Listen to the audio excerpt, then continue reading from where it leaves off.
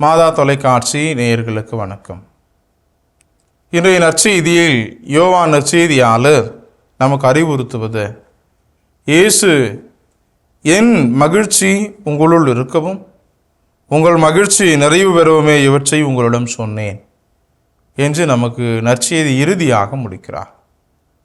ஆக நடைமுறை வாழ்க்கையில் இன்றைக்கு மிகவும் கொடுமையானது எதுவெனில், ஒரு மனிதர் இந்த உலகில் அன்பிற்காய் ஏங்குவது. ஒரு மனிதன் உணவற்றோ உடையற்றோ பொருளற்றோ இருந்தாலும் தன்னை அன்பு செய்ய அல்லது தன்னை பார்த்து கொள்ள கவனித்து கொள்ள யாரும் இல்லை என்பதுதான் மிகவும் கேவலமானது ஒன்றாக பார்க்கப்படுகிறது.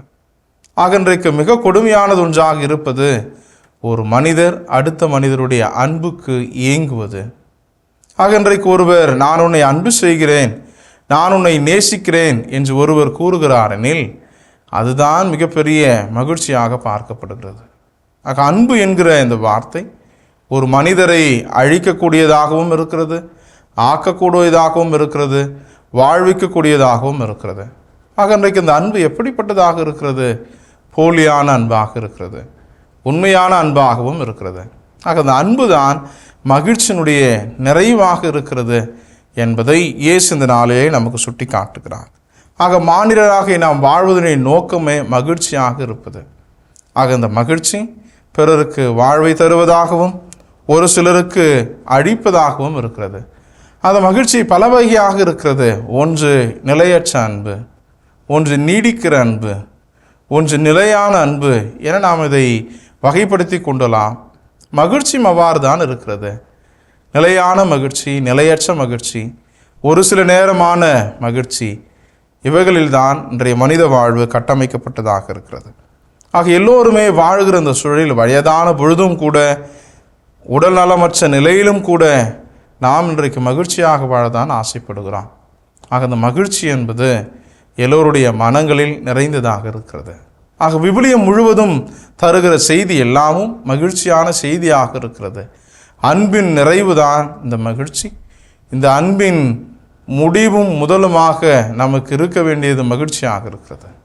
ஆக அன்பினுடைய மடலாக இருக்கிற இந்த திருவிவிலியம் மகிழ்ச்சிக்கான வழியையும் வாழ்வையும் நமக்கு தருகிறது. அதுதான் இயேசு சொல்கிறார், என் தந்தையின் மீது அன்பு கொண்டுள்ளது போல நான் உங்கள் மீது அன்பு கொள்கிறேன். என் அன்பில் நிலைத்திருங்கள். நான் என் தந்தையின் கட்டளை கடைபிடித்து அவரது அன்பில் நிலைத்திருப்பது போல நீங்களும் என் கட்டளை கடைபிடித்தால் என் அன்பில் நிலைத்திருப்பீர்கள். ஆக இயேசு தருகிற புதிய கட்டளை, அன்பு செய்யுங்கள், ஒருவர் மற்றவரிடம் அன்பு கொண்டிருங்கள், அல்லது ஒருவர் மற்றவர் அன்பு கொண்டு இருத்தலே நிறைவான மகிழ்ச்சி என்பதை இயேசு கற்றுத்தருகிறார். எனவே இன்றைய நாளில் நாம் முழுமையான மகிழ்ச்சியாக இருக்க வேண்டுமெனில் இயேசு தருகிற மகிழ்ச்சியை எப்படி நாம் ஏற்றுக்கொள்வது? அவருடைய கட்டளையை கடைபிடிப்பது. அவர் நமக்கு அன்பு செய்ததை போல நாமும் அயலாரை அன்பு செய்வதன் வாயிலாக முழுமையான மகிழ்ச்சி பெற முடியும். ஆக முழுமையான மகிழ்ச்சியை தருபவர் இயேசுவாக இருக்கிறார். மகிழ்ச்சியை நிறைவே இறைவனாகவும் இருக்கிறார். எனவே இன்றைய நாளில் நம்முடைய மகிழ்ச்சிகள் எப்படிப்பட்டதாக இருக்கிறது?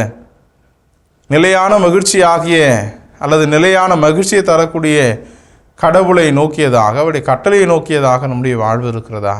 அல்லது அற்பமான நிலையற்ற மகிழ்ச்சிகளில் நாம் திளைத்திருப்பதிலே நம்முடைய வாழ்வு நிறைவு பெறுகிறது என்று நாம் வாழ்ந்து கொண்டிருக்கிறோமா என்பதை சிந்தித்து பார்த்து நிலையான மகிழ்ச்சியை தரக்கூடிய இறைவனை நோக்கி, இறைவன் கட்டளையை நோக்கி நகருகிற வாழ்வாக நம்முடைய வாழ்வு இருக்க நாம் ஜெபிப்போம். இயேசுவுக்கே புகழ், இயேசுவுக்கே நன்றி. மரியே வாழ்க.